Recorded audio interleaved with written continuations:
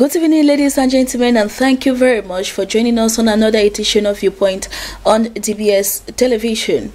Today is being commemorated as the International Youth Day, and talking about the youth, we are talking of these people being the backbone of development in the entire world. And talking about development, we come back to the Anglophone crisis, where we have some of these youths who are at the backbone of the crisis going on there, and with the gruesome killings that are happening there in relation to the lady that was brutally murdered in Mamfe. Here we stand to decry the aspect, calling on the perpetrators that fighting for a just cause doesn't mean that you have to kill innocent people. Today with us in the studio, we are having Achu Mark Jr. He will be accompanying us in today's discussion, talking about the Anglophone crisis, from where it originated and from where we are today. And we will be talking about government's participation in the fueling the crisis. Good evening to you, Mark Jr. You are the manager of Universal Transit and Logistics. Thank you very much for joining us. Yeah, thank you. Thank you for receiving me, and good evening to you. Good evening. So I'm here open to any questions based on the crisis. Based on the crisis. Mange Venashus, good evening, and thank you for being part of us again. Good evening, Vanessa, and good evening to our viewers. And we must indicate here that the gruesome, scenes, the footages that we are having on social media about the assassination of this lady in Mamfe are so unbearable. You see, we are asking, is this the level at which we have gone as far as this crisis is concerned?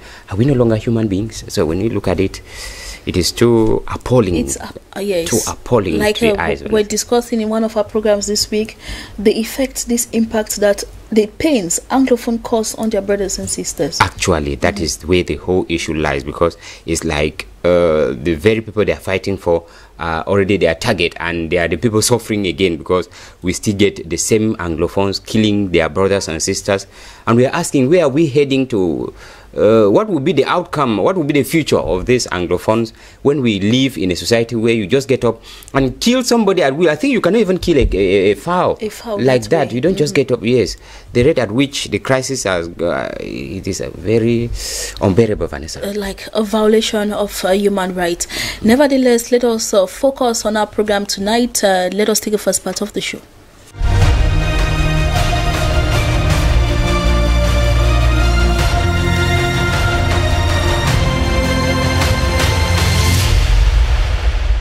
Once more, welcome back. Our first question: Can the Anglophone crisis be traced beyond 2016? Achu. Yeah. I begin with you. Yes. Can it be traced beyond 2016? Yes, it can be traced beyond 2016. Yes. It has been a crisis that we have been living by for ages. It's just that now it's at a peak, but it has been always there. Okay. Mange Venashus. Anglophone crisis as it is now, I think many Cameroonians got to know about it only from 2016 onward, and 2017 like that, developing to what we have now. But as a crisis as it was, I think we can trace it beyond. You can trace it beyond. Yes. So you're thinking a yes. All right. And our second question: Can the current twist of the Anglophone crisis be ascribed to politicians? Achu? Yes, it can be ascribed to politicians. Mange Venashus. No, Vanessa. No, it cannot. Let us take a second part of the show. That is the debate.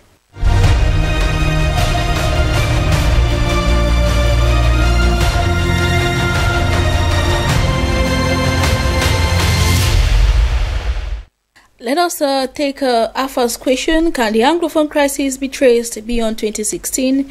Achu Mark Jr., you think, yes, it can be traced beyond 16.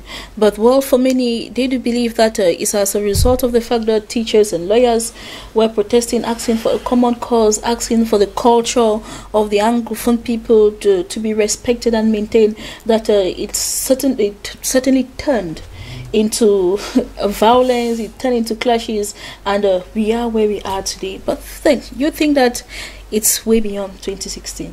Yes, it's way beyond 2016, because we are no longer talking about the teachers anymore. I don't see any teachers carrying guns. I don't see any teachers killing people. I don't see any teachers in anger. I don't even see lawyers out there anymore. But we are trying to say, okay, the crisis started because of the lawyer. Someone can initiate something. It doesn't mean that the person caused what he initiated. We have always had a crisis in Cameroon with Anglophones sitting at the same table with Francophones. Getting a job has always been a crisis. Difficulties that Anglophones have been going through has always been a crisis. Though it has been an inburied crisis, something we could live with. We didn't see no use of picking up being violent towards it. It's now that the youths of today that are taking it at a different page, at a different angle, but it doesn't mean it hasn't been existing. I remember when we were small, there was something that they called VMO. I don't know if some of you have heard about it. It really caused a great distress in Cameroon, and we have had a lot of strikes that have picked up in Cameroon based on one reason or the other.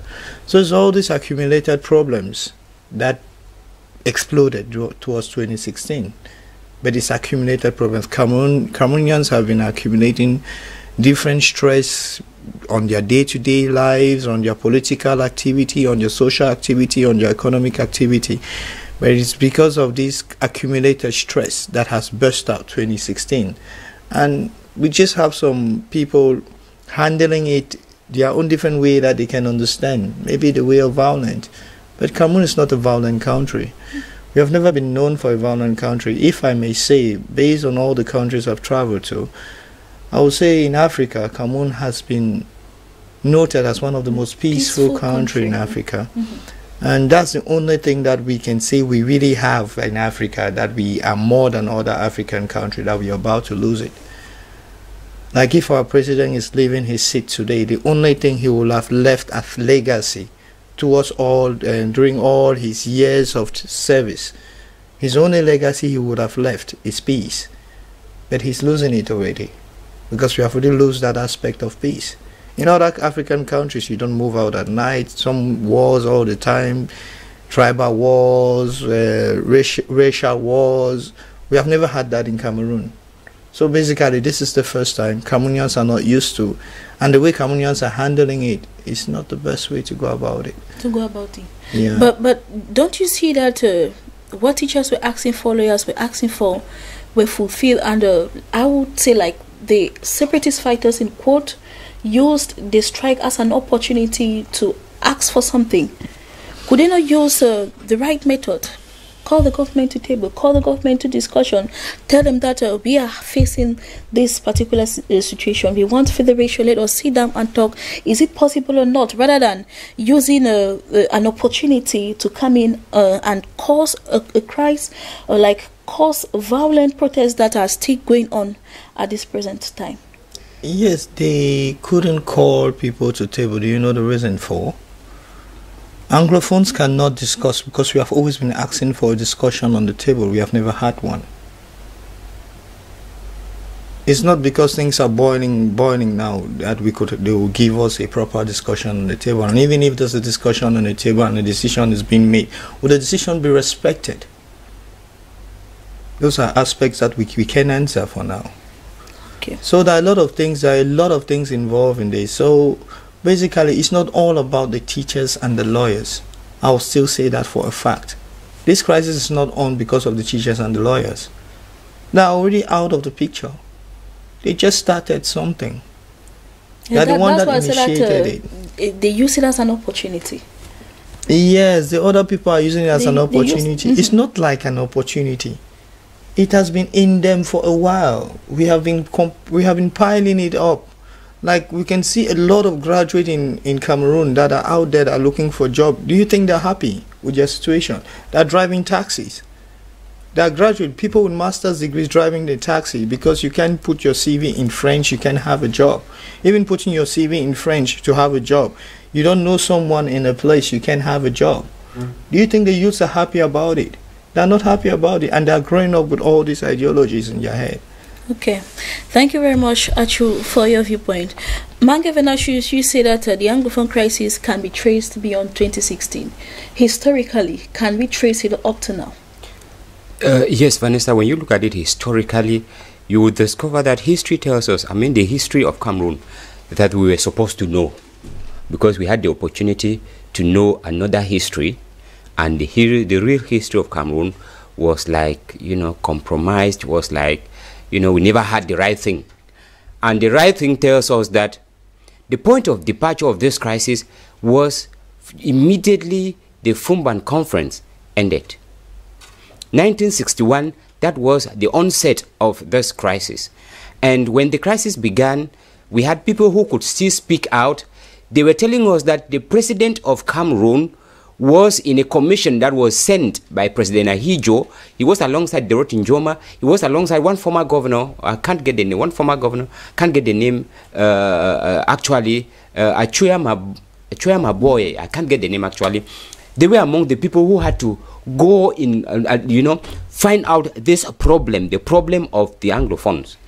The Anglophones fell out from the agreement they arrived at in Fumban, because history tells us that immediately that agreement was arrived at, it was not applied. What was agreed upon did not go into operation, and Anglophones from there,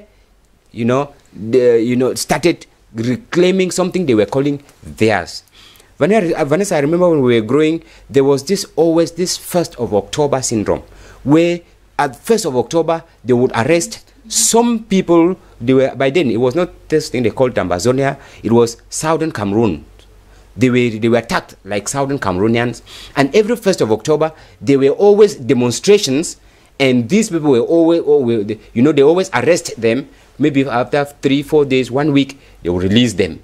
So it was like that, and they tell us that this had been in the background. You tend to ask the question, why did Foncha resign? You tend to ask the question, why was the question of federation? Because in Fumban, when they left, it was putting a federation, bringing 2 states together to form a federation. This federation never lived for long, because between 1961 and the peaceful revolution, they call it, in 1972, the federation gave way to the to the United Republic of Cameroon, a united republic that would gradually, by 1984, give way to the Republic of Cameroon. With all this, they could trace a kind of deception from 1961 to 1972. That was the lifespan of the federation. Remember, within this period, Cameroon had a map, the flag that had 2 stars on the green strip that depicted the 2 federations, the 2 states that made up that federation. From 1972, things changed. We had the 1 star that came into the red strip of the Cameroon flag, and then we had a unitary state, United Republic of Cameroon, that lived up till 1984, like I said, and we came back to the Republic of Cameroon. Now, all these, when we're talking, what brought me to this historical fact is because we are talking about 2 cultures that were merged to form a country. 2 cultures, the French system of culture and the English culture. Anglophones never lived or never abandoned their own culture. This culture reflected in their system of education. It reflected in their normal life. It reflected in their justice system. Remember, Cameroon is that country, Vanessa. Because when I said the history we were taught was a different history from that which we were supposed to be taught. Cameroon is one of that country that has 2 different anthems. 2 different anthems, because there are 2 different versions of the Cameroon anthem. The French version is completely different, a different thing from the English version. Cameroon is that country that has 2 systems of education. Cameroon is that country that has 2 systems of justice. System. Correct. So we have the common law and we have the civil law. The 2 are being practiced in the country. Yet we are talking of one unified, one and indivisible Cameroon. I think that if we can go back memory lane, we'll discover that what came up in 2016, like Achu was saying, is, teachers and lawyers were, they were asking for some of this cultural heritage that they inherited from the English. That's why they were asking for putting into practice the common law. Teachers were asking putting into practice the Anglo-Saxon system of education. But then the handling of those demands provoked the situation that we have actually, because that was the opportunity that we could right the wrongs that were created in 1961. But then it was handled maybe the other way around, and those who have been nurturing this Southern Cameroonian or this Southern Cameroon state ambition, they took over and changed it into what we have. It was from 2016 that many Cameroonians, that the concept of even Ambazonia came up. It was from 2016 that it came up, and then we started hearing now, instead of going back to the federation, we heard of secession.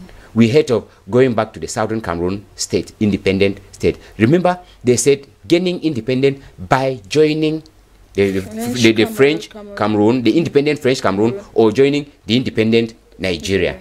So the concept, this struggle, the Anglophone problem, the Anglophone problem could be traced as far back as 1961, because from 1961, that is when this issue started, and Anglophones have kept it right up to 2016, that it burst out and changed a course to what we have today, Vanessa. All right, thank you very much for taking us back memory lane to trace how the Anglophone crisis started with all its disagreement. Question 2, can the current twist of the Anglophone crisis be ascribed to politicians? Ashu, you think that yes, politicians are directly linked to the extent in which these crises have gone, in the way they have handled it? They have not been able to mediate between the separatist fighters. They have not been able to bring out clear points on how the crisis is evolving. When they are being sent to the field to carry out an investigation, they come back and most of them, they will tell the head of state things are evolving. Things are quite calm in the northwest and the southwest regions. Well, Vanessa, it depends on the politics you're talking about. I'm a socialist, I'm not a politician. The reports they give, that's the reports they want to give. I'm not even interested in what is happening right now, but what I'm interested in, what can we do to make amends? Honestly, Africa is Africa. We didn't know about politics before colonization. And even we are talking about Anglophone crisis, Cameroon being two separate countries. We're not Cameroon before colonization. And even after colonization, we're colonized by one single country, and that is Germany. I don't know what was happening when the Germans were colonized Cameroon, because when the Germans colonized Cameroon, they didn't only colonize the French Cameroon, both the French and English Cameroon, and then it was not known as the French Cameroon and English Cameroon. Where is all these cultural differences from? We are one. That's what I believe. And it's because of the politics in the past that came. They have been playing politics with us since from onset. Politics we did not understand, and now we have gotten involved in the politics and we want to take it as our own gain in everything, because everything is based on politics. Because now look at what is happening in the Anglophone section of Cameroon. One thing I would tell Cameroonians is that you kill your brothers, you don't kill your brothers. You think that by killing your brothers you're going to solve a problem, but you're not solving any problem. You're instead creating a problem for yourself, a problem that was generated from the Western world and introduced to us. Before, we knew our simple traditions. We knew our simple that this is my neighbor, this is my brother. That's how we lived as Cameroonian. If we weren't colonized, if German Cameroon wasn't divided into two, to the English and the French, we would have still been one Cameroon. There wouldn't have been any problem of cultural differences. Yes, we can live on the same terrain, we can understand each other.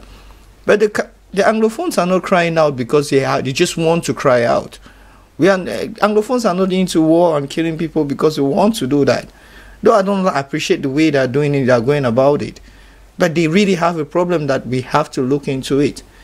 And honestly, the problem is being caused by politics. Because what is happening at the Anglophone zone is being encouraged by politics. Because I haven't seen any way that the government has done to ameliorate this situation. The government has said, okay, I've invited elites that are being elected by the locals. Are you seeing any contribution they have made in solving the crisis? Well, they think they have made some contribution, but I don't think any valuable contribution has been made. That is politics for you. In politics, it's a game, it's a false game. They pretend to show you a value of support, while intentionally that's not what they're after. That's what we have to know. We have to know all your cards that are on the table. What is happening in the Anglophone crisis right now, it favors politicians, and they know it. It favors them a lot. We are there kicking ourselves, trying to create and find our own independence. We want to be on our own. We want to separate. And at the end of the day, our resources are still going out there. At the end of the day, we are still losing powerful people that could stand up for our cases. At the end of the day, we are killing ourselves. At the end of the day, we are not concentrating on what is actually happening in the country politically wise. Look at the last election. Do you think Anglophones were involved in the last election? Yeah, but we have been told so. Hmm? We have been told they were involved. We were not involved. How could you be having that kind of problem and then you say we are involved in the election? Go down on the field and see what is happening.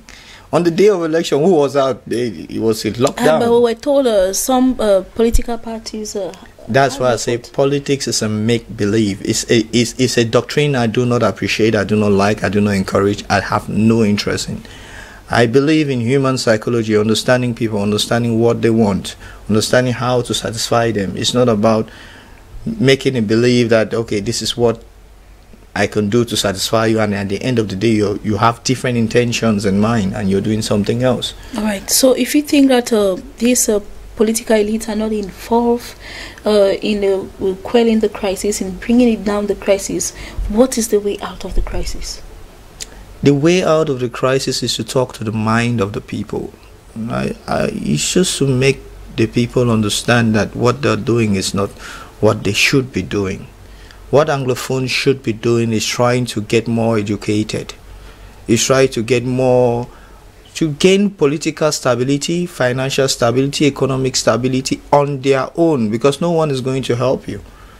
They have to get it on their own, because when you get all this stability, mental stability, political stability, social stability, definitely you won't go out to fight a war, because when you have all those instruments, no one is going to want to fight you because you'll be stronger than them.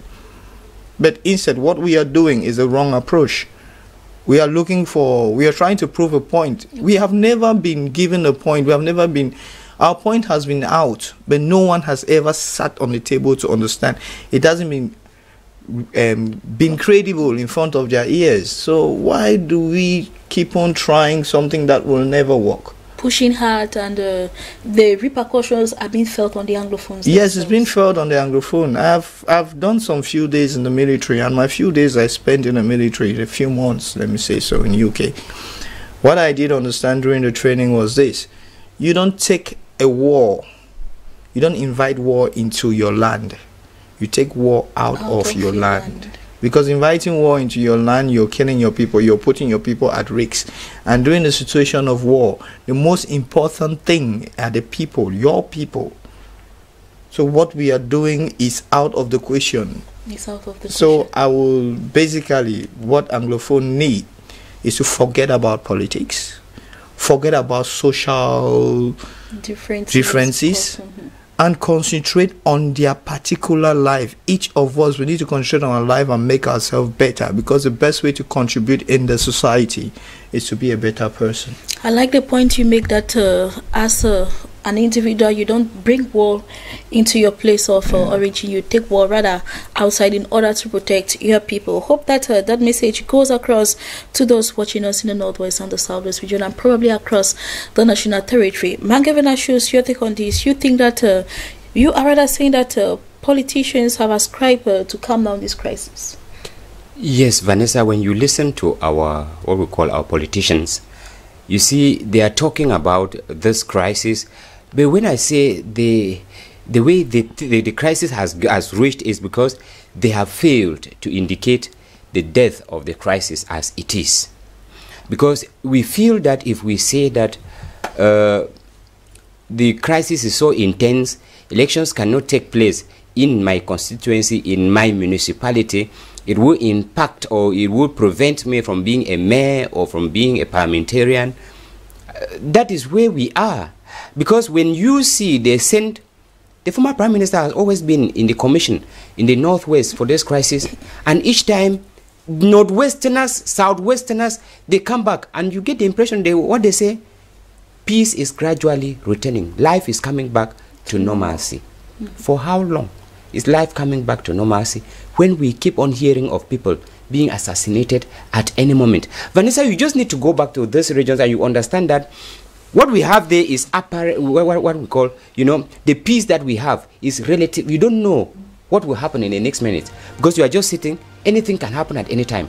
You can die at any moment. It's fluctuating. Yes. So when people come back and say, when they come back, because they went to Bamenda, they went to Boya, they limited their movement in Boya. I think that they should go to Moyoka, they should go to Batibo, they should go to Kumbu, stay there, and then come back and say that things are returning to normal. Because when they go there with the military, they go there, you see them with bulletproofs, you see them moving in armored cars, then come back and say life is returning to normal. I don't know how many civilians will be moving with bulletproofs. I don't know how many civilians will be transported in armored cars. So I think that these politicians, they need to speak the truth. They need to face the reality of the crisis. They need to say that the situation on the ground is bad. We had the very Anglophones who were saying that, who at the beginning of the crisis ever said there was nothing like Anglophone crisis. And we came back to accept that there is a crisis. So I think that let our politicians face the situation. Vanessa, they say once you are washing the child and the child defecates in water, you don't throw away the child and the water. We need to face the situation. We are in a crisis, and to handle the crisis, we first have to own the crisis. We first have to accept the crisis. If we start adopting the denial syndrome, we may end up not solving the crisis. This crisis may live with us for long. Because in as much as we are refusing, in as much as we fail to accept, the crisis is mutating with time. It is changing. It started gradually. We have reached a point where human beings are being slaughtered just like animals. We don't know what will happen, where it will go to tomorrow. So I think as time is going on and we are not handling the crisis, that is how the crisis is deepening. That is how the crisis is becoming worse and worse. Thank you very much for your contribution, Mange Venashus. Thank you. All right, Achu Mag, Junior Manager at the Universal Transit Logistics. How are activities going on now at this particular moment? We're talking of the coronavirus era, or we are living in the coronavirus era. Yeah, basically that's my stronghold business, and basically the business activities are kind of slow, though they're kind of picking up gradually, because the corona is coming out of it, it's becoming history. Though it has existed before now, I think it's a political disease. I will still relate it to politics, because we have images that people have suffered from corona back in the days, and still we are talking about corona now and say there is no solution. How did they overcome it? Borders are now open, so there's a free circulation of circulation are happening, but some borders are still closed, and the new system is not helping still. It's making things difficult, but businesses are coping. Anyway, we are wishing you the best. Thank you very much. And thank you for coming. Thanks to you. Mange Venashus, thank you for coming as well. Thank you. And ladies and gentlemen, thank you for watching. Stay tuned to DBS Television. See you tomorrow, God willing.